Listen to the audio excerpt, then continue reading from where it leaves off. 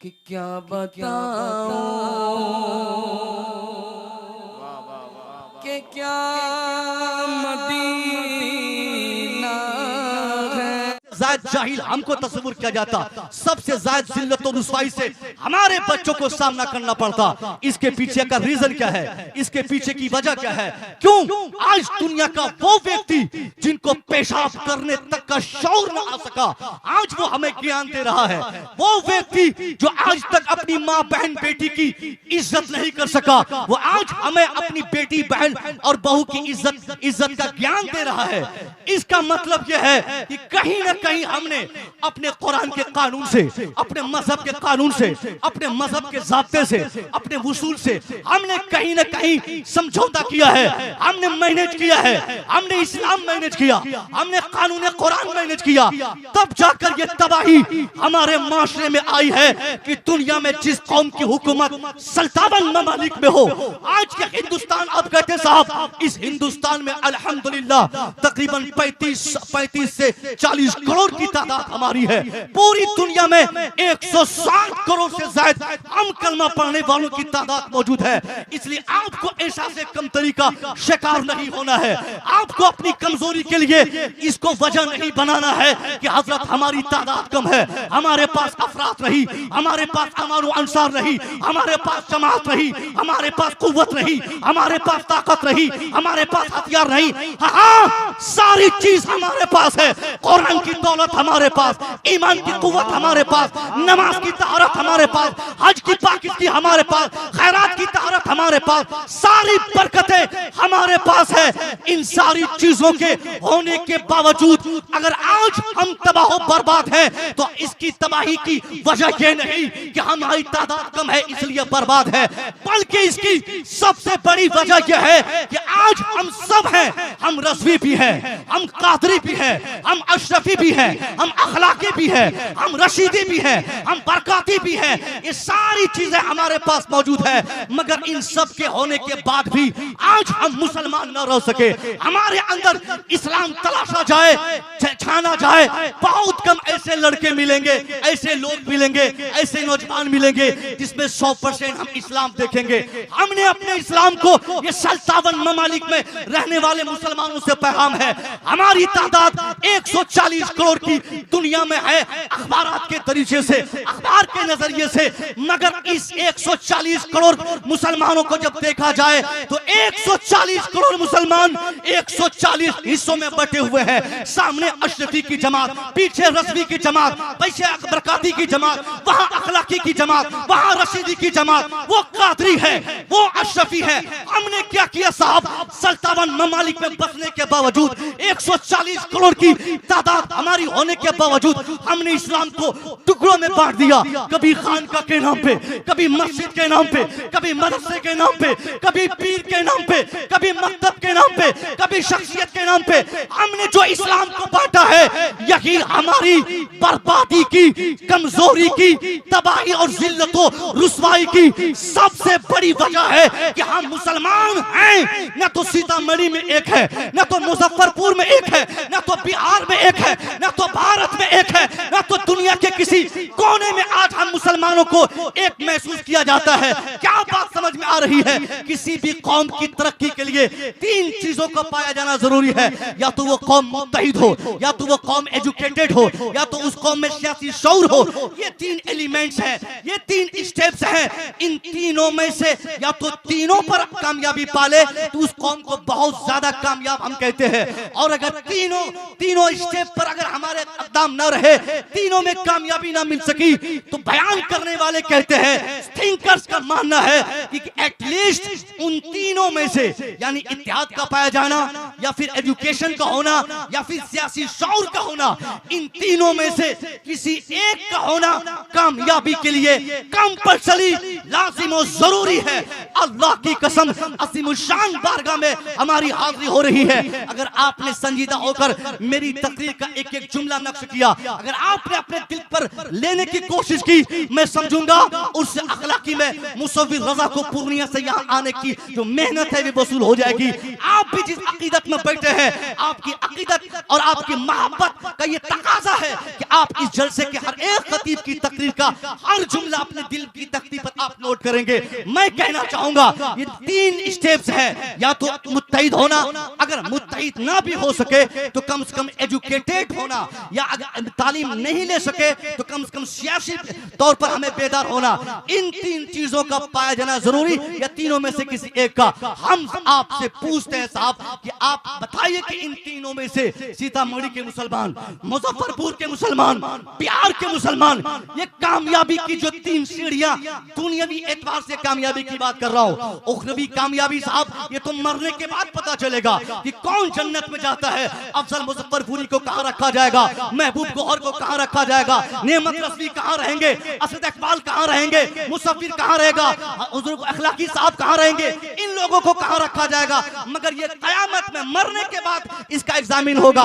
दुनिया की बात कर रहा हूं, ये सारी तरक्की की जो मेरी बात हो रही है ये दुनियावी तरक्की की बातें हो रही है, और मैं नहीं समझता हूं कि जो इंसान अपनी दुनिया तबाह कर ले उसकी आखिरत भी तबाह होने से बच जाए। ये जरूरी नहीं है। आखिरत की कामयाबी के लिए जरूरी है कि कम से कम आज की तारीख में वो इंसान अपनी दुनिया को बनाए, वो इंसान अपनी दुनिया को चमकाए।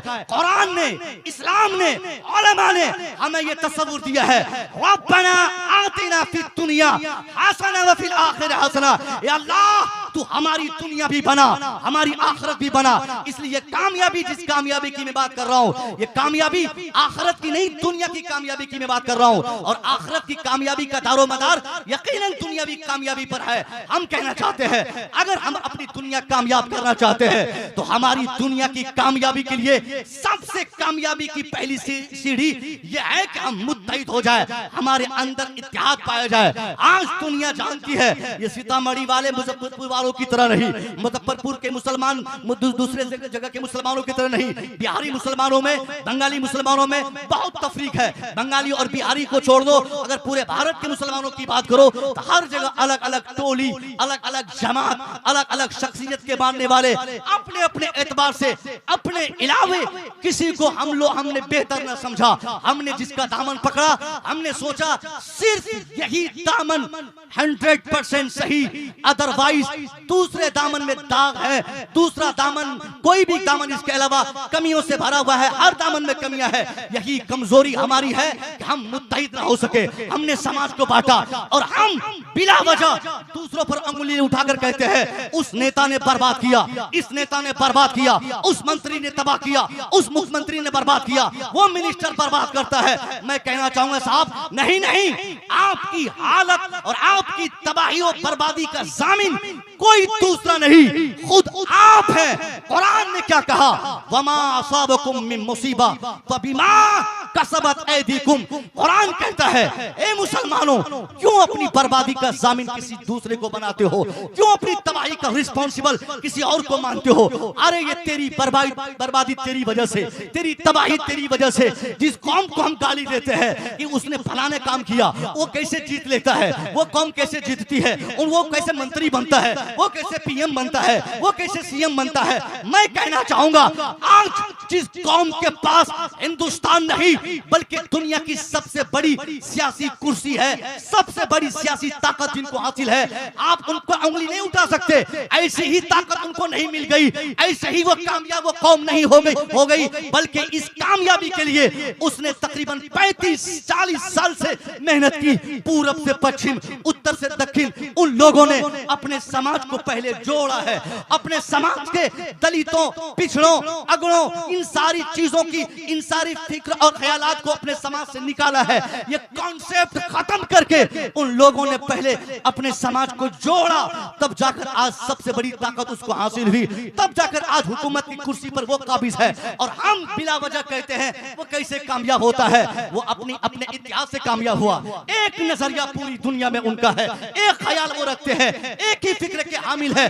पूरब से पश्चिम, उत्तर से दक्षिण, जिसे आप अपना बुखारी मुखालिफ समझते हैं उनसे आप पूछिए क्या तेरे जीने का मकसद है? What is the intention of your life? तेरी जिंदगी का मकसद क्या है? तू क्यों जीना चाहता है? तेरी जिंदगी क्यों आधारित है? किस टारगेट के तहत तू जीना चाहता है? मुझे मेरा दावा है अगर आपके मुखालिफिन कश्मीर में रहते हो उनका जो नजरिया सामने आएगा वही नजरिया कन्याकुमारी में बैठने वाले आपके मुखालिफिन सामने लाएंगे। एक ही कॉन्सेप्ट, ऊपर नीचे दाएं बाएं, जहां आप अपने मुखालिफिन को तलाशिए वो सब सामने आकर अपना एक नजरिया, अपना एक कॉन्सेप्ट, अपनी एक फिक्र आपको सामने लाकर बताएंगे कि मैं इसलिए जीना चाहता हूं, मेरे जीने का मकसद एक है, मेरा टारगेट एक है, मेरा इंटेंशन एक है, मेरा इरादा एक है। मगर मैं पूछना चाहता हूं साहब, ये कौन कौम है, किसके पास हुकूमत है जिसके खुदाओं की क्वांटिटी आज तक पूरी दुनिया में कोई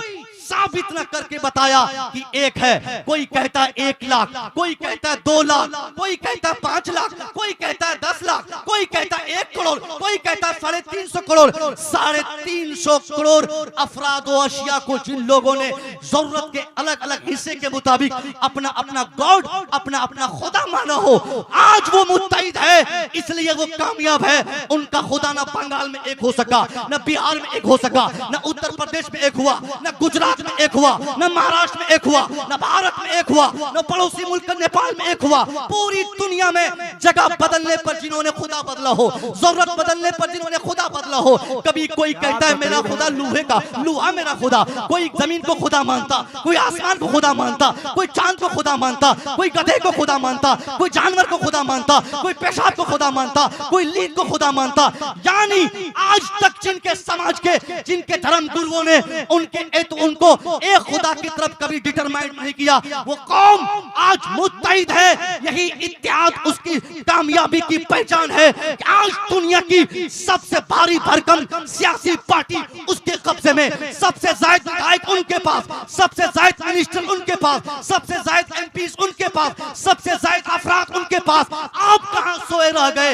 ये काम तो पहले आपको करना था। जिस कौम का खुदा आज तक एक ना हो सका, आज वो एक प्लेटफॉर्म पे है। मगर खुदा की कसम 2 मिनट के लिए आप शांति बनाए, दिल की तख्ती पर नोट हो जानी चाहिए। मेरे हर जुमले को आप नोट करें, मैं गुजारिश करता हूं। ये मुसलमानों की कैफियत है, मुसलमान होना चाहिए, चाहे अमेरिका में रहे, चाहे अमेरिका के व्हाइट हाउस में रहे, या अफ्रीका के जंगल में रहे, इंडोनेशिया में रहे, या इराक में रहे, या अफ्रीका में रहे, या भारत में रहे, या भारत के किसी हिस्से में रहे, मुसलमान होना चाहिए। या वो मर्द की शक्ल में हो, चाहे वो औरत की शक्ल में हो, चाहे वो बूढ़ा हो, चाहे वो बच्चा हो, मुसलमान हो। उनसे आप सिर्फ पूछिए पूरी दुनिया में, हु इज योर क्रिएटर? कौन तेरा पैदा करने वाला? Who is your protector? कौन तेरी हिफाजत करने वाला? हु इज योर अल्लाह? कौन तेरा खुदा है? कौन किसने तुझे पैदा किया? कौन तुझे पैदा किया? कौन तेरी हिफाजत करता है? अल्लाह की कसम, मुसलमान होने की हैसियत से हम मुसलमान दुनिया के चाहे जिस खित्ते में रहे, नाम अलग हो सकता है, जबान अलग हो सकती है, बरादरी अलग हो सकती है, मुल्क अलग हो सकता है, राज्य अलग हो सकते हैं, जिनसियत अलग हो सकती है, पीर अलग हो सकता है, नजरिया अलग हो सकता है। मगर जब सवाल हु इज योर अल्लाह का किया जाएगा तो जवाब अमेरिका से अफ्रीका, अफ्रीका से भारत, भारत से पूरी दुनिया तक एक ही जवाब सुनने को मिलेगा, रब्बी अल्लाह, मेरा रब अल्लाह, दूसरा कोई नहीं। नारे तकबीर, नारे रिसालत, अज़मत इस्लाम मुस्लिम, हजरत अल्लामा मुफ्ती मुसव्विर रज़ा साहब क़िबला, उर्से अखलाक़ी। जवाब नहीं है डॉक्टर साहब।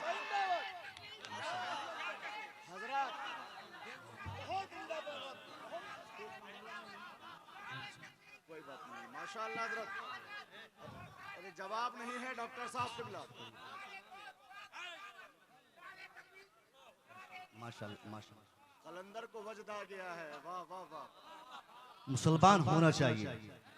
पूरी दुनिया से जवाब सिर्फ एक ही मिलता है, अल्लाह रब्बी, अल्लाह हमारा रब है।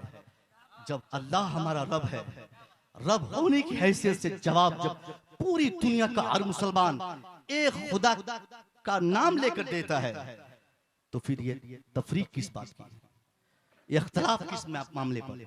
अगर हम मुख्तलिफ रहेंगे यकीनन साहब एक एक करके हम ऐसे खिदेड़े जाएंगे। जरूरत इस बात की नहीं हम मुख्तलिफ रहें, जरूरत इस बात की रही कि कम से कम हम नजरिए के एतबार से पूरी दुनिया में, यहाँ इत्तेहाद का मामला मैं साफ कर दूं साहब, इत्तेहाद का मतलब ये नहीं कि हम जहां चाहे चले जाएं, जिसे चाहे बुला ले अपने पास, जिसे चाहे अपने पास बिठा ले, सबको मिला जुला के चले, नहीं, उस इत्तेहाद का हम कभी कायल नहीं रहे। न हमारे सरकारों ने हमें सिखाया है, और जिस मसलक को हम मानते हैं, जो हमारा अकीदा है जिस मसलक पर, उस मसलक का बुनियादी कानून ही यही है। इत्तेहाद का मतलब ये नहीं कि हर ऐरे गहरे चिंदी चोर को हम अपने पास बिठा कर बोले साहब कि तुम हमारे हो। क्या बात है हजरत, क्या पैगाम दिया आपने। नारे तकबीर, नारे रिसालत, मसलके आला हजरत अल्लामा डॉक्टर मुफ्ती मुसव्विर रजा साहब किबला, सुभान अल्लाह, सुभान अल्लाह। मसलके आला हजरत के तई हमें बेदारी चाहिए हमारे समाज में, इसलिए इस नेहत से भी। मगर इत्तेहाद की जो बात है, वो इत्तेहाद इस नेहत से, आलमी इत्तेहाद, समाजी इत्तेहाद, दूसरे को, सामने वाले को इसका एहसास हो कि हम मुत्तहिद हैं, बस सामने वाले को हमारे इत्तेहाद का एहसास हो। उनको ये ना पता चले कि साहब हम क्या है और हमारा पड़ोसी क्या है, उनको इसकी खबर ना हो कि हम किस मजार शरीफ के मानने वाले और सामने वाला किस पीर साहब का मानने वाला है। जिस दिन वो इन चीजों को बखूबी जान लेंगे, यकीनन समझिए कि हमारी कमजोरी की जो नस है वो उनके कब्जे में होगी, और उस नस को पकड़ने की बुनियाद पर हम कभी कामयाब नहीं होंगे, वो हमेशा हमारे दुश्मन कामयाब रहेंगे। ये तो अलग इत्तेहाद की बात है। इंशाअल्लाह मैं उम्मीद करूंगा कि हम लोग मुत्तहिद होंगे कम से कम। और एक बात सुनिए, कम से कम हम सुन्नी लोग तो एक हो जाए साहब, जिनको सुन्नी कहा जा सकता है, जो सुन्नी कहे जा सकते। नारे तकबीर। आइए हज़रत, माशाअल्लाह माशाअल्लाह माशाअल्लाह माशाअल्लाह, ओ माशाअल्लाह, खैरियत है। जिनको सुन्नी कहा जाता है, सुन्नी जब कम से कम हम लोग तो मुत्तहिद हो जाए, कम से कम हमारे अंदर ये मसलकी एतबार से ही सही, कम से कम इत्तेहाद हो जाए। मसल के आला हजरत के मानने वाले पूरी दुनिया में मसलकी एतबार से अगर मुसलमानों का एग्जामिन हो, तो जो नजरिया सरकार आला हजरत ने मुसलमान बने रहने के लिए दुनिया में स्थापित फरमाया है, भले ही आला हजरत को अगर कोई अमेरिका में नहीं जानता हो, भले ही आला हजरत को अरब में कोई शख्स नहीं जानने वाला हो, नहीं जानता होगा मतलब कोई एक शख्स इस जमाने का मुसलमान हुआ हो और वो आला हजरत को नहीं जानता हो, मगर आला हजरत ने एक कंप्लीट मुसलमान बने रहने के लिए दुनिया के सामने जो नजरिया पेश फरमाया है, वो नजरिया आज अगर कोई नया मुसलमान बना है, उनके लिए भी वही नजरिया मुसलमान बने रहने के लिए जरूरी है, जो नजरिया 150 साल पहले सरकार आला हजरत ने दुनिया के सामने स्थापित फरमाया है। ये मसले के आला है, मसले के आला हजरत के तई कम से कम हम मुसलमान पूरी दुनिया में एक हो जाए, हमारी फिक्र एक हो जाए, ये हमारी कामयाबी की सबसे बड़ी और पहली सीढ़ी है। दूसरी चीज आप मैं क्या बताना चाह रहा था, एजुकेशन की कामयाबी। एजुकेशन के दृष्टिकोण से अगर हम जांचना चाहें अपने समाज में, दुनिया की सबसे पिछड़ी कौम एजुकेशन के लिहाज से मुस्लिम कौम है। मुसलमानों के बच्चे सबसे ज्यादा अनपढ़, मुसलमानों में आज तालीम की जो बेरगबती है, ये इसके मुकाबले में दुनिया का कोई नौजवान नहीं आ सकता। आज दुनिया कामयाब हो गई और दुनिया की कामयाबी की वजह एजुकेशन की कामयाबी है। मैं आपसे पूछना चाहता हूं, अभी से एक हफ्ता पहले यूपीएससी का एग्जाम का रिजल्ट आउट हुआ, रिजल्ट पब्लिश हुआ। यूपीएससी के एग्जाम में तकरीबन लाखों लोग, तकरीबन 25 लाख ये पार्टिसिपेट किए स्टूडेंट्स, और उस 25 लाख अफराद और उम्मीदवारों में 1250 लोग पास हुए, 1250 तकरीबन पास आउट किए। उन 1250 स्टूडेंट्स में 1250 स्टूडेंट्स में सिर्फ 50 बच्चे मुसलमानों के थे। मैं आपसे पूछना चाहता हूं, आज नीतीश कुमार ने आपको सर्वे करके दुनिया में आपकी हैसियत बता दिया कि मुसलमानों की हैसियत बिहार में क्या है। जातीय जनगणना में आपको क्या बताया गया कि आप 18% है, 18 से 20%। ये और बात है कि कहीं आप 50% है तो कहीं आप 10% है, कहीं आप 80% है, कहीं आप 20% है, कहीं आप 5% है, कहीं आप 70% है। मगर मुश्तरका तौर पर मजमूई एतबार से अगर आपको राउंड फिगर में देखा जाए, बिहार में ही नहीं बल्कि भारतवर्ष में आपकी तादाद भारतवर्ष में 20% है, और इस 20% मुसलमानों में सुन्नी भी है। ये 20% में में शिया भी है, इसी 20% में वहाबी भी है, इसी 20% में देवबंदी भी है, इसी 20% में अहले हदीस भी है, इसी 20% में वो सब लोग हैं जिनको हुकूमती एतबार से मुसलमान माना गया है, या हुकूमत अपने शराइत के एतबार से उनको मुसलमान मानती है। भले हम माने ना माने, मगर हुकूमत की निगाहों में वो लोग मुसलमान है, और उन सब की तादाद भारत में तकरीबन 20% है। मैं पूछना चाहता हूं, 25 लाख तलबा में, 25 लाख कैंडिडेट में सिर्फ 50 बच्चे आप कैसे हो सके जो यूपीएससी का एग्जाम पास किए, और उस 50% में साहब 2-3 ऐसे ही होंगे, उन 50 लड़कों में 2-3 ही होंगे जिनका नाम अफजल हो तो काम भी अफजल होगा, जो अरशद नाम रखता हो तो अच्छे फैमिलीज और मुस्लिम फैमिली से उनका बिलोंग करता हो। बल्कि उन 50 में से 2-4 को छोड़ दिया जाए तो बाकी के 40-45 बच्चे सिर्फ नाम के मुसलमान है, ना उनके घर में नमाज है, ना उनके घर में हया का कानून है, ना वहां पर ये इस्लाम का संविधान नाफिज है, ना वहां इस्लामिक रूल चलता उससे घर में, वो सिर्फ नाम से मुसलमान है। पता चला ये 25 करोड़, ये 25 लाख लोगों में और ये 35 करोड़ मुसलमानों में सिर्फ 5 बच्चे मुसलमानों के ऐसे हो सके जो यूपीएससी का एग्जाम पास आउट करके कोई आईएएस बना, कोई आईपीएस बना। मगर मैं पूछता हूं, आप जिस जमीन पर रहते हैं ये आपका खालिस अपना मुल्क है, यहाँ हर 5 साल के बाद कोई हुकूमत आपको बेवकूफ बनाकर कहती है साहब ये तेरा हक है, ये तेरा हक नहीं, यहाँ आओ, ये झंडी लो, ये नारा लगाओ, यहाँ आओ, ये रामलीला मैदान आओ, यहाँ जंतर मंतर पे बैठो, बेंगलोर आओ, क्या बोलते अहमदाबाद आओ। मगर मैं पूछना चाहता हूँ, आपको हुकूक देने के लिए लोग आपको अपने पास बुलाते हैं, मगर ये आपके हक ऐसे ही दुनिया आपको नहीं देगी, बल्कि अपने हुकूक को पाने के लिए आपको आज की तारीख में सबसे बड़ी चीज की जरूरत, जिस चीज को कहते हैं वो कोई और शय नहीं, उसी को तो एजुकेशन कहा जाता है। वही एजुकेशन है, वही तालीम है, वही शिक्षा है। आप शिक्षा से गाफिल हो गए, आपने एजुकेशन से अपना रिश्ता तोड़ा और कामयाबी की भीख हुकूमत से मांगते हैं। नीतीश, मायावती, राहुल, मोदी, अमित शाह, कोई नेता आपको रोटी खिलाने के लिए आपके आंगन नहीं आएंगे, आपको उंगली पकड़ के चलना नहीं सिखाएंगे, आपको आपका हक देने के लिए वो लोग मीटिंग करके मजलिस सजा के आपको बुला के माला पहना के आपको आपका हक नहीं देंगे, बल्कि अपना हक लेने के लिए हर जमाने में हम खुद से पैदा होना पड़ा है, खुद से होशियार होना पड़ा है, खुद से आगे बढ़ना पड़ा है। मैं पूछता हूं, आपने, आपके बच्चों ने, आपके समाज ने अपने हुकूक को लेने के लिए, हुकूक हासिल करने के लिए आपने कितनी बेदारी अपने समाज में लाई, किस कदर आप बेदार हुए, कितना एजुकेशन पे आपने काम किया। मैं आपसे ये मुतालबा नहीं करूंगा कि आपका बेटा असद इकबाल क्यों नहीं बनता, मैं ये नहीं कहूंगा कि आपका बेटा महबूब गौहर जैसा शायर आजम क्यों नहीं बनता, मैं नहीं कहूंगा कि आपका बेटा गुलाम अहमद रजा अखला की तरह पीर क्यों नहीं बनता, मैं नहीं कहूंगा कि आपका बेटा जामे मस्जिद का इमाम क्यों नहीं बना, मैं नहीं कहूंगा कि आपका बेटा मुहद्दिस आजम क्यों नहीं बना, मैं नहीं कहूंगा कि आपका बेटा मुफक्किर आजम क्यों नहीं बनता।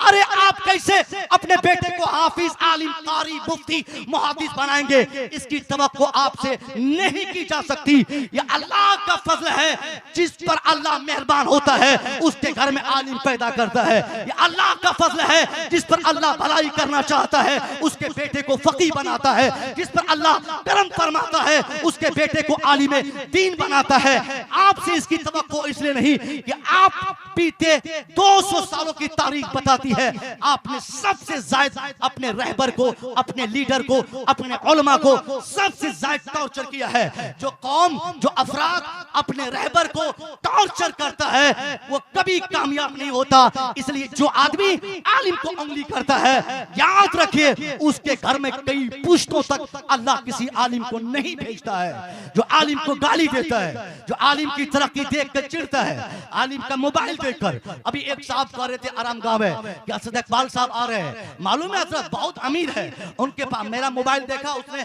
फिर हमारा मोबाइल देखने के बाद असद भाई के मोबाइल के बारे में बोलने लगा। आपका कितने का? मैंने कहा 73,000 का। उसने कहा असद साहब का मोबाइल तो तकरीबन 2 लाख से ऊपर का है। हमने कहा 2 लाख नहीं, दुआ करो कि असद साहब 5 लाख कर ले और मुसव्विर 10 करोड़ का मोबाइल चलाए, आपको क्या तकलीफ है साहब? बोला नहीं, कह रहे हैं आप लोग बहुत महंगे महंगे मोबाइल रखते हैं, बहुत महंगे महंगे मोबाइल रखते हैं। यानी उनका मानना रहता है कि हम मोबाइल चलाएं, हम गाड़ी चलाएं, हम स्कॉर्पियो पे घूमें, हम जहाज पे उड़े, हम मस्ती करें, हम ऐश करें। कोई मौलवी ये काम ना करे, क्योंकि क्योंकि ये हक मौलवी का नहीं, ये हक सिर्फ मेरा है। इसलिए जब ये आपकी सोच है तो आप कभी कामयाब नहीं हो सकते, आपका बेटा आलिम नहीं बन सकता। इसलिए आलिम बनाने का मुतालबा मैं आपसे नहीं करता हूं। अगर आलिम बनने में नुकसान है, सपोज दैट अगर वक्ती तौर पर मैं मान भी गया कि आलिम बनने में सामाजिक एतबार से कुछ नुकसान आपको समझ में आ गया, इसलिए आप अपने बच्चे को आलिम नहीं बना सके, तो मेरा सबसे बड़ा क्वेश्चन आपसे यह होगा कि अगर आपने अपने बेटे को आलिम नहीं बनाया, कोई कंप्लेंट, कोई शिकायत आपसे नहीं, तो आप ये बताइए आलिम नहीं बना तो आपका बेटा डॉक्टर क्यों नहीं बना? आलिम नहीं बना तो आपका बेटा आईएएस क्यों नहीं बना? आलिम नहीं बना तो आपका बेटा इंजीनियर क्यों नहीं बना? आलिम नहीं बना तो आपका बेटा प्रोफेसर क्यों नहीं बना? आलिम नहीं बना तो आपका बेटा असली उलूम का माहिर क्यों नहीं बना? इसका मतलब यह है कि आप आलिम को भी रुस्वा करके आलिम को भी बनने का रास्ता आपने रोक दिया और खुद अपने बेटे को जाहिल छोड़कर अपने पूरे समाज को आपने तबाह बर्बाद किया। जवाब नहीं है। नारे तकबीर, नारे रिसालत, मसलके आला हजरत डॉक्टर मुफ्ती मुसव्विर रजा साहब पीएचडी, उलमाए अहले सुन्नत, उर्से अखलाकी। सुभान अल्लाह, सुभान अल्लाह। अभी एक ट्रेन चलती है आपके सीतामढ़ी से, क्योंकि मेरी आदत नहीं है, ट्रेन चलती है सीतामढ़ी से, लिच्छवी एक्सप्रेस। साहब लिच्छवी एक्सप्रेस कभी क्या आप तो उसी से जाते ही होंगे। लिच्छवी एक्सप्रेस हो, मुंबई जाने वाली चाहे ट्रेन हो, चाहे कलकत्ता जाने वाली ट्रेन हो, वो तो दिल्ली जाती है। कोई ट्रेन जो सीतामढ़ी से चलकर मुजफ्फरपुर तक सिर्फ पहुंच जाए किसी तरह टगरते टगरते, मुजफ्फरपुर पहुंचने के बाद टॉयलेट में साहब पेपर बिछाकर बैठने वाला अगर कोई मिलेगा तो वो जैद और बकर खालिद मिलेगा। 18 साल के बच्चे, 25 साल के नौजवान, 20 साल के बच्चे, 25 साल के बच्चे क्या करेंगे दिल्ली में? वो दिल्ली में सिर्फ मजदूरी करेंगे। 10,000 कमाने के लिए आपने अपने बेटे को लिच्छवी एक्सप्रेस के हवाले करके उसको दिल्ली भेजा जहां कमाने के लिए। आप 15,000 कमाने के लिए अपने बेटे को कलकत्ता भेज दिए। आपने 5,000 10,000 के फायदे के लिए सोचा और आपका बेटा मुंबई भाग गया। मैट्रिक का एग्जाम दिया, आपने बताया जाओ 3-4 महीना घूम के आना। अब वो बेटा इंटर का एक परीक्षा, इंटर का फॉर्म भरेगा 3 महीने के बाद, अभी रिजल्ट आना बाकी है। मैट्रिक का एग्जाम दिया, 25-20 साल का लड़का है, दिल्ली गया, 10,000 कमाया, पढ़ाई छोड़ दिया। अब जिंदगी भर आपका बेटा जिसको आपने लिच्छवी एक्सप्रेस पे बिठाया है 10-20 हजार कमाने के लिए, वो जिंदगी भर मजदूरी ही करेगा। कभी बादशाह करने की कुव्वत उनमें नहीं आएगी, कभी हुकूमत करने की ताकत नहीं होगी। कभी आपका वो बेटा जिससे 10,000 कमाने के चक्कर में आपने ट्रेन के हवाले किया, आप क्या समझते हैं आपका बेटा 10-10 हजार महीने का कमाकर साल में 1,20,000 कमाएगा और आप समाज के मोअज़्ज़ज़ अफराद में गिने जाएंगे? नहीं नहीं, मजदूरों में आपकी गिनती होगी, जूतियों की नोक में दुनिया आपको रखेगी। आपकी कोई हैसियत आज भी नहीं है और यही हालत रही आने वाले 25-30 सालों तक, हमेशा तक आपकी हैसियत यही रहेगी। दुनिया अनपढ़ समझेगी, लोग आपको अनपढ़ समझेंगे और अनपढ़ और जाहिल को दुनिया उनको उनका हक नहीं देती है। मैं कहना चाहूंगा साहब, आप भेजिए दिल्ली अपने बेटे को, मगर दिल्ली भेजने का मकसद ईंट ढोना नहीं, पत्थर फोड़ना नहीं, रिक्शा चलाना नहीं, काम करना कराना नहीं। काम करने से इस्लाम भला कब रोका है? हाँ, हमारा बेटा काम करेगा मगर ग्रेजुएशन के बाद काम करेगा। हमारा बेटा कुछ करेगा दिल्ली में जाकर, मगर कुछ बनने के बाद करेगा। वो मास्टर की डिग्री लेगा तब करेगा, वो पहले साफ पढ़ लेगा, कायदे की तालीम लेगा, तब जाकर कोई काम करेगा। मगर अभी हमारा बेटा दिल्ली जाएगा कमाने नहीं, अगर जाएगा तो सिर्फ तालीम के लिए जाएगा। मुंबई जाएगा तो पढ़ने जाएगा, कलकत्ता जाएगा तो पढ़ने जाएगा। मगर आप ये नहीं कर सकते क्योंकि आपने समाज को जाहिल छोड़ा है, हमने समाज को जाहिल छोड़ा है। यही जहालत हमारे समाज की नाकामी की सबसे बड़ी वजह है। हम जाहिल, हमारा बेटा जाहिल, और आपको यह हुकूमत कैसे आपका हक देगी? आप ईमानदारी से आप कसम खा लीजिए, आप इरादा बदलिए, आप अपने समाज की तरक्की के लिए अपने इरादे को तब्दील कीजिए। क्या आप नहीं जानते भीमराव अंबेडकर को? भीमराव अंबेडकर इस पवित्र धरती का, इस पाक भारत का, इस मुल्क के अजीज का एक ऐसा जाबाज शख्स का नाम है जिसका ताल्लुक ऐसे समाज से था जिस समाज में पठन पाठन को हराम समझा जाता, पढ़ने पढ़ाने को हराम कहा जाता। या तो भीमराव अंबेडकर के समाज के को दुनिया ने बता दिया कि पढ़ना तेरा काम नहीं, लिखना तेरा काम नहीं, एजुकेशन लेना तेरा काम नहीं, ज्ञान प्राप्त करना तेरा काम नहीं, तेरा काम नौकरी करना, तेरा काम गुलामी करना, तेरा काम जूतियां साफ करना, तेरा काम गधे चढ़ाना, तेरा काम गुलामी करना।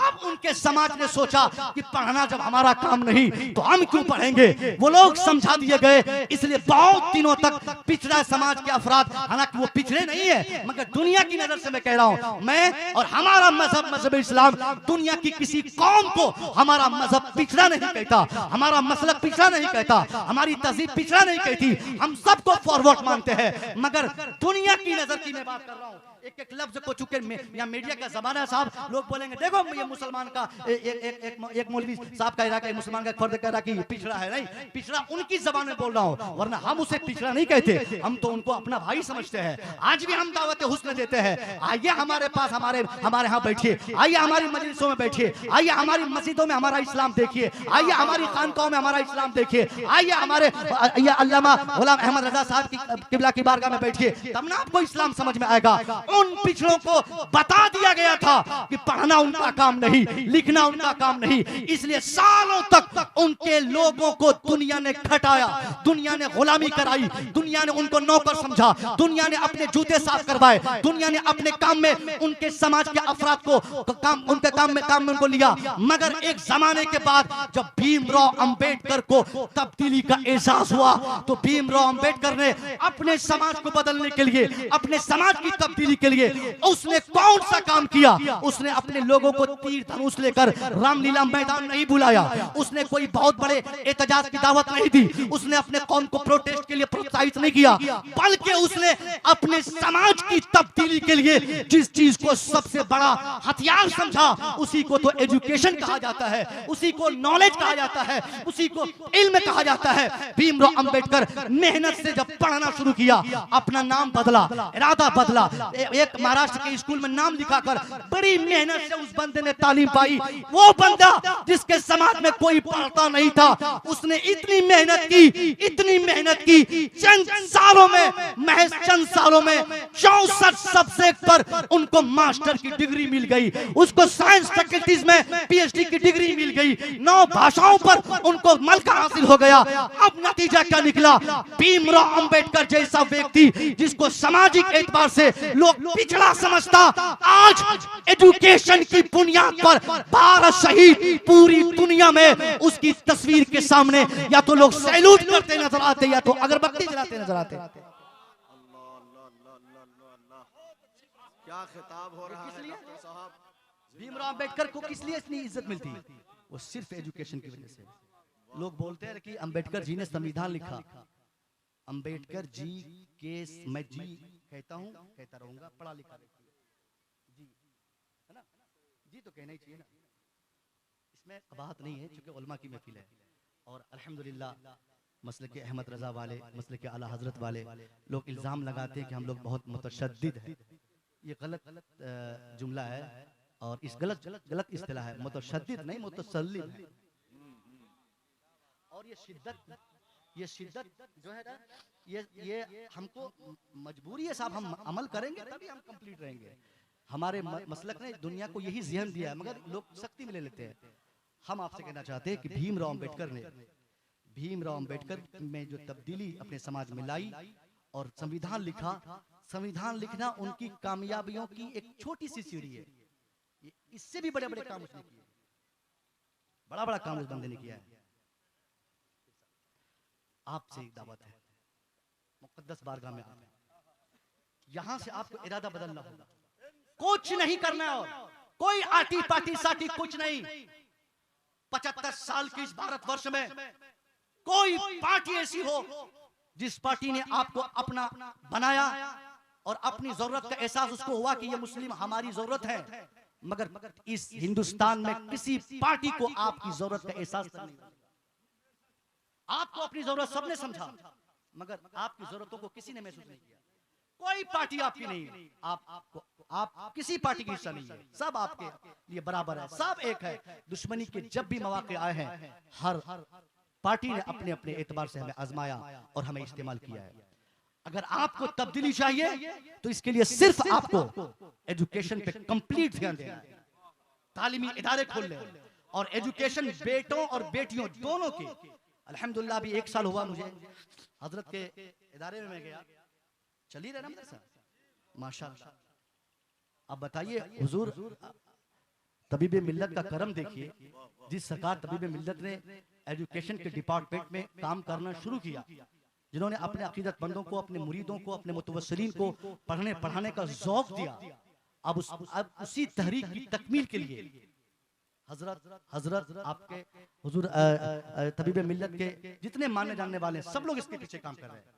और मैं अगले साल, पिछली साल हजरत भी थे ना, अभी थे ना, मदरसे में गया था और एक शानदार तरीके से मैं देखा कि लड़कियों का मदरसा, इतना शानदार मदरसा, मदारिस खोले बच्चों को, मदारिस अगर आप नहीं खोल सकते जो खोले हैं वहां डालें।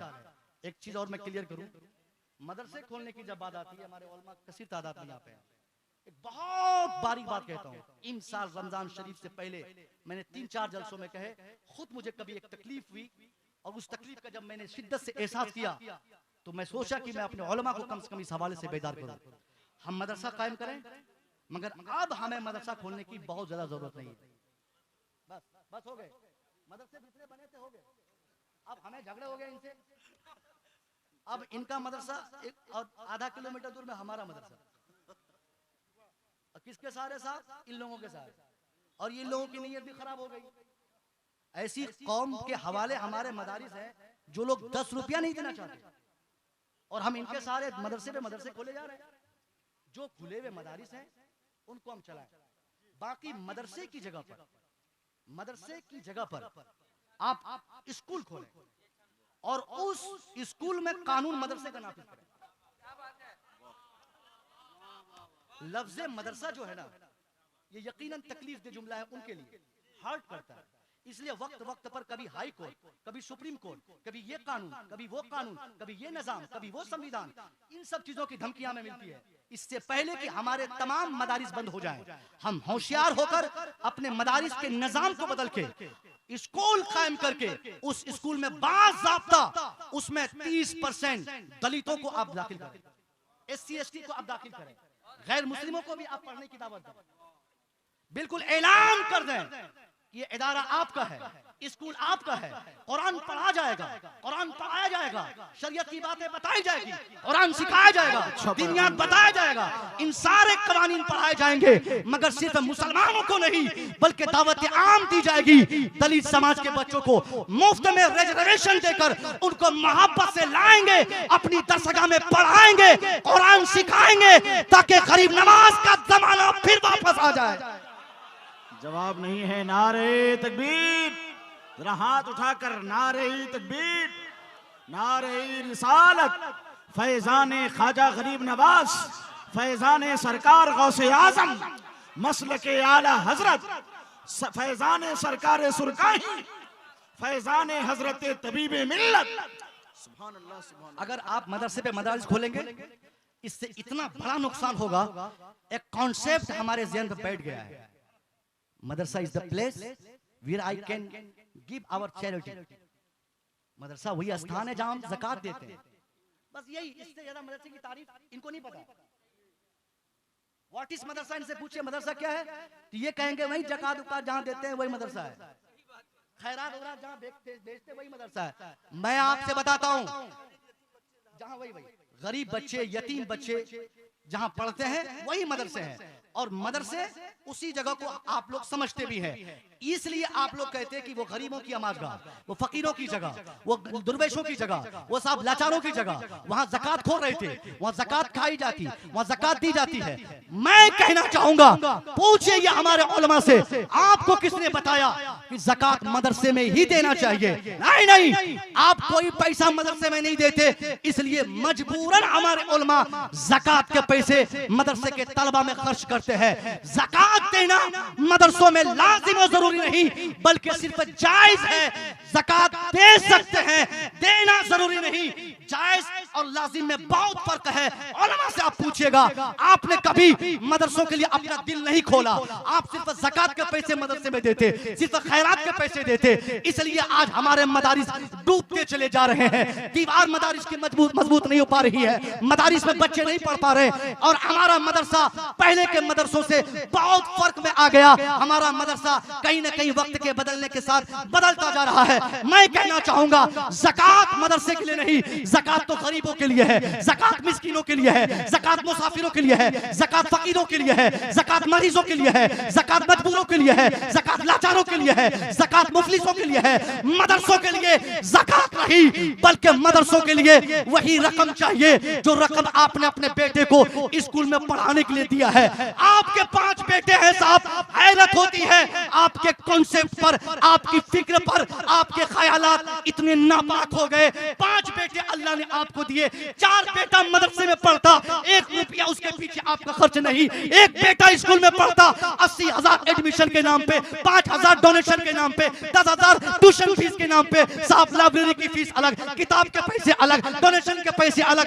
एक बेटे को 10-10 हजार रुपया महीना, चाहे कलकत्ता हो, दिल्ली हो, मुंबई हो, बिहार का कोई जिला हो, आप जाकर देखिए, चाहे आपके अड़ोस पड़ोस में जो स्कूल रहते हो, उसमें से अक्सर स्कूल की मैं बात करता हूँ, उस स्कूल में आप जाके देखिए, किताब लेने पहुंचेंगे, किताब का एक पन्ना, APPLE, एप्पल, एप्पल मीन्स सेब, स्मॉल लेटर, कैपिटल लेटर, एक पेज कंप्लीट, दूसरे पेज में साहब B से बॉल, दूसरा पेज कंप्लीट। किसी पन्ने में आम की तस्वीर, किसी में जानवर की तस्वीर, किसी में गधे की, किसी में खच्चर की, किसी में कुत्ते की, किसी में बिल्ली की, इन सारी चीजों की तस्वीर चिपका के उसमें स्मॉल लेटर, कैपिटल लेटर डाल के एक किताब को कम से कम 400 में ये लोग बेचते, और हम शौक से उन किताब को खरीदते, और हम कहते कि हमारा बेटा पढ़ रहा है। 4 बेटे हमारे मदरसे में पढ़ रहे हैं, उनको कुरान देकर घर से भेजने की हमें ताकत तक न हो सकी,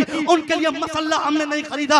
हमारा बेटा जहां पढ़ता वहां पर चप्पल तक उनको नसीब नहीं होती, और एक बेटा स्कूल में पढ़ता, उनको साहब बस का इंतजाम, उनके लिए एसी का व्यवस्था, उनके लिए ट्यूशन फीस का व्यवस्था, उनके लिए टिफिन का व्यवस्था, उनके लिए पानी का व्यवस्था, इन सारी चीजों से लैस करके हम अपने बेटे को भेजते। यही तफरीक की बुनियाद है कि आज अच्छा खासा इंसान चाहता है कि हमारा बेटा मदरसे की जगह पर स्कूल में पढ़े, ताकि दुनिया हमें मॉडर्न समझे, दुनिया हमें जदीद समझे, दुनिया हमें बेहतर समझे। मगर सच्चाई क्या है? तालीम के नाम पर जीरो। हकीकत क्या है? एजुकेशन के नाम पर कोई काम वहां नहीं होता। एजुकेशन अगर कहीं पर एजुकेशन दी जाती है वो मदरसा है, मगर मदरसे में सब लोग आते नहीं। मदरसे में आएंगे गरीबों के बच्चे, मदरसे में आएंगे फकीरों के बच्चे, मदरसे में आएंगे लाचारों के बच्चे, अमीरों के बच्चे स्कूल में, कॉन्वेंट में, यूनिवर्सिटी में, कॉलेज में। इसलिए जब दुनिया ने अपनी हालत को तब्दीली के मैदान में लाकर दुनिया के जरूरतों के एतबार से लोगों ने अपनी सोच बदली हो, तो दुनिया की सोच के एतबार से हमें भी बदलना होगा, और हमें मदरसे के बोर्ड को हटाकर वहां पर एकेडमी डालना होगा। गरीब नवाज एकेडमी, इमाम अहमद रजा एकेडमी, सरकार गौसे आजम एकेडमी, सरकार तबीब मिल्लत एकेडमी, इन एकेडमीज को कायम करेंगे, तब जाकर मॉडर्न जमाने के तकाजे के एतबार से हमारे जो गरीब बच्चे मदरसों में पढ़ते हैं, उन्हीं गरीब बच्चों की तालीम के तर्ज पर अमीरों के बच्चे भी स्कूल और स्कूल की जगह पर हमारे मदरसों में आकर तालीम लेने पर मजबूर हो जाए। शुक्रिया। तौहीन का पहलू गालिब ना हो, इसलिए मदारिस की इफादियत और मानवियत पे भी चंद जुमले। देखिए ये इससे क्या बेनिफिट होगा? इससे बेनिफिट ये होगा, मदारिस का कॉन्सेप्ट जो आपके दिनो दिमाग में बसा है, मदारिस तो हर जमाने में हमारे समाज के लिए जरूरी थे। मदारिस जरूरी थे, ज़कात खाने की जगह नहीं, और ज़कात जो देना आप जरूरी समझते हैं, आप जाती पैसे उस मदरसे में दें। अगर आप मदरसे में पैसा देना बंद कर देंगे ना, अगर ये मौलाना साहब लोग थोड़ी सी सोच बदल दें, थोड़ी सी फिक्र में तब्दीली ला दें, और आप लोगों से हाथ जोड़कर कहेंगे, हम अक्सर जलसों में कहते हैं, आप लोग 1-2 साल के लिए कम से कम झोला उठाना बंद कर दीजिए। मत मांगिए भीख इन लोगों से, मत मांगिए पैसे इन लोगों से, मत मांगिए ज़कात इन लोगों से। आप बैग उठाते हैं इस्लाम के लिए, चंदा करते हैं अपने मजहब की तालीम और तबलीग के लिए, मगर ये कौम आपको फकीर समझती है, ये कौम आपको मजबूर समझती, ये कौम आपको लाचार समझती। आप 2 साल तक मत लीजिए चंदा, कोई ज़कात का पैसा नहीं, कोई खैरात का पैसा नहीं। आप अपने कॉन्सेप्ट में तब्दीली लाकर अपनी ऑफिस में बैठ जाए। कोई भी अगर आपको अपनी जरूरत समझने के लिए आपके मदरसे में पांव डाल दे, फौरन आप उनसे कहिए अच्छा जनाजा के लिए जाना है, लाओ 20,000 रुपया रसीद काटेंगे। आए कुरान खाने जाना है, लाओ 25,000 रुपया। निकाह में जाना, लाओ 50,000 रुपया। फलां जगह जाना मिलाद में, लाओ 1,00,000 रुपया। उन्हीं पैसों से आप स्कूल की तर्ज पर अपने मदरसे में भी टाइल्स बिछा दें, एसी लगा दे, पंखे लगा दे, बेहतरीन खाने का इंतजाम हो, तब क्या रिजल्ट आएगा? गरीबों के साथ साथ अमीरों और करोड़पतियों के बच्चे भी आलिम और फासिल बनते नजर आएंगे। बहुत अच्छे। नारे तकबीर, नारे रिसालत, उर्से अखलाकी, मसलके आला हजरत, तालीमात आला हजरत डॉक्टर मुफ्ती मुसव्विर रजा साहब किबला। सुभान अल्लाह। मदारिस आज सिर्फ गरीबों के हवाले हैं, सिर्फ गरीबों के बच्चे पढ़ते हैं।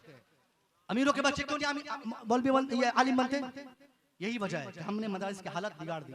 हमने अपने मदरसों के नाम भी बदल दिए। हाथ जोड़कर मेरा टारगेट कोई नहीं, अल्लाह की कसम कोई नहीं है। हमने मदरसों के नाम भी बहुत ये उल्टा पुल्टा नाम हमने रख दिए। कहीं हमने गरीब खाना, कहीं हमने यतीम खाना, कहीं हमने मिस्किन खाना। ये क्या भाई साहब? जहाँ मुस्तफा की तालीम दी जाती हो, जहाँ मुस्तफा का पैगाम सिखाया जाता हो, जिस मुस्तफा को यतीम कहना तक हराम हो, उस मुस्तफा की दरसगाह को यतीम खाना कहते हैं। हम मदरसे को मॉडर्न नाम रखें, सरकार आला हज़रत के नाम से जोड़े, फिर मॉडर्न नाम एक तो रख दे। मदरसा हर जमाने का जरूरी हुआ है। यहाँ मदरसे को हम मॉडर्न करने की कोशिश कर रहे हैं, मदरसा बंद करने के लिए नहीं, मदरसा मॉडर्न करने के लिए। जदीद मदारिस अगर सिर्फ कौम से पैसे लेने के लिए हम खोलते हैं, ये हर हमेशा वो हमारे लिए नुकसान दे रहा है। मदारिस खोले जाएं कौम की जरूरतों की तकमील के लिए। कल भी मदरसा जरूरी था, आज भी जरूरी है, कयामत तक जरूरी रहेगा। क्योंकि मदरसा नहीं रहेगा तो दिन की तबलीग कहाँ होगी? मदरसा नहीं होगा कुरान कौन सिखाएगा? मदरसा नहीं होगा जनाजा पढ़ाने वाले कहां से पैदा होंगे? मदरसा नहीं होगा हुफ्फाज कहां से आएंगे? मदरसा नहीं होगा कुरान की तालीम कौन सीख देगा? इसलिए मदारिस खोले, मॉडर्न मदारिस खोले, ताकि हम शौक से 2,000 रुपया महीना देकर मदरसे में अपने बच्चे को कुरान सिखा सके। इन्हीं चंद जुमलों के साथ मैं उम्मीद करूंगा कि आप और हम सब लोग अपनी फिक्र बदलेंगे। जब अपनी फिक्र बदलेंगे इंशाअल्लाह हमारे समाज में तब्दीली आएगी, और ये तब्दीली एक दिन ऐसी खतरनाक सूरत ले लेगी, ये तब्दीली जिसके नतीजे में हमारा वो बेटा जो इस वक्त आलिम की हैसियत से सामने है, वही एक शानदार इंजीनियर भी बनेगा, शानदार डॉक्टर भी बनेगा। अस्सलाम वालेकुम।